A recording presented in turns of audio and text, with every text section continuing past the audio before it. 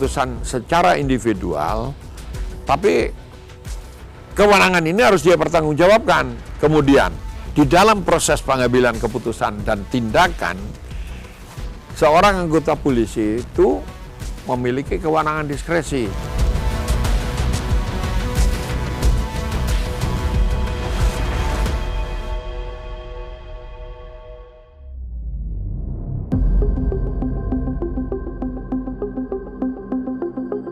Kasus Brigadir J yang melibatkan sejumlah personel Polri tak bisa dipungkiri berdampak pada institusi Bayangkara. Harapan masyarakat terhadap Polri untuk terbuka dan transparan dalam penanganan kasus Brigadir J pun begitu besar. Untuk kasus Sambo ini, Ferdi Sambo ini ya, saya melihatnya memang karena saya sebagai masyarakat, artinya saya mencerna apa yang dikerjakan oleh Polri melalui media.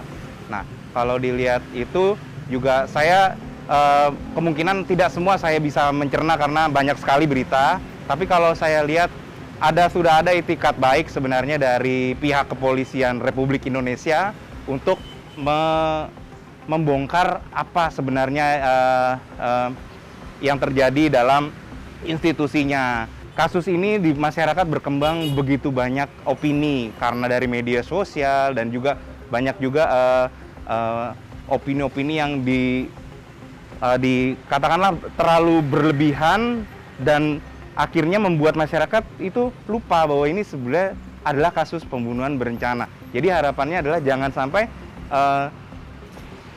opini ini tergiring kemana-mana, padahal intinya adalah menyelesaikan kasus pembunuhan berencana. Tapi kalau dibilang bingung, pasti bingung ya. Dari yang interest banget baca berita tentang itu, sampai bingung sendiri, sampai kita coba jadi detektif sendiri gitu ya terhadap fakta-fakta yang ada, atau mungkin tadi keterangan-keterangan yang ada dan disampaikan ke publik gitu ya. Kalau dibilang bingung sih bingung gitu. Dari yang semangat sampai yang udahlah kita lihat nanti gimana gitu ya, maksudnya prosesnya. Kita cuma bisa berharap dalam hal ini sesuai dengan juga instruksi dari Presiden juga bahwa ini harus dibuka secara transparan ke publik ya. Semoga yang dikerjakan saat ini oleh tim dari kepolisian dan Polri memang yang sebenar-benarnya harus dibuka gitu sih paling.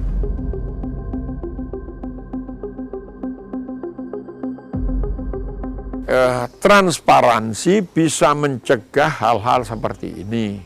Nah, kedepannya transparansi sebagai bagian dari pendekatan untuk pengawasan tugas-tugas kepolisian, diberlakukannya tugas-tugas kepolisian yang disebut dengan pemolisian atau policing itu menjadi lebih baik. Penyidikan kasus penembakan Brigadir J dengan menerapkan scientific crime investigation sedikit demi sedikit mengungkap fakta. Satu persatu anggota Polri yang diduga tidak profesional terhadap penanganan kasus tersebut juga menjalani sidang Komisi Kode Etik Polri. Mari kita wise, kita selahkan, kita perbaiki polisi kita ini secara gradual, kita bantu dengan kalau melenceng kita tekan, kalau lurus kita dorong. Saya ingin semua publik mengetahui, membaca program-program Kapolri setiap saat. Langkah yang paling wise, langkah yang paling bijak bagi publik seharusnya adalah menahan diri kalau ada unsur-unsur penegak hukum, khususnya polisi, sedang menyelesaikan masalahnya.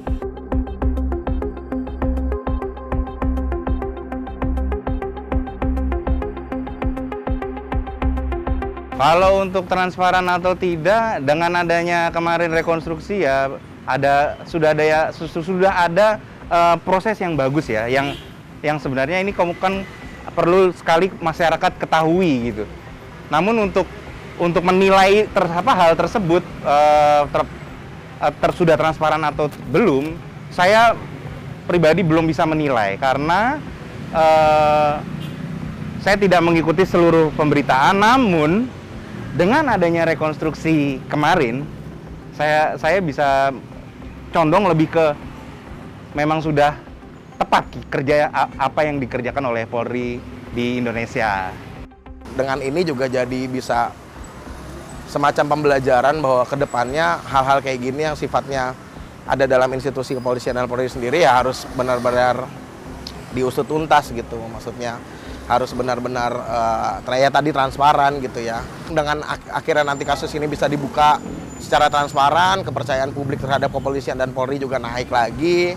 Ya kita jadi punya semacam garansi lah bahwa ya institusi-institusi ataupun lembaga-lembaga hukum, aparat penegak hukum di Indonesia memang bekerja memang sesuai dengan sesuai dengan fungsinya gitu.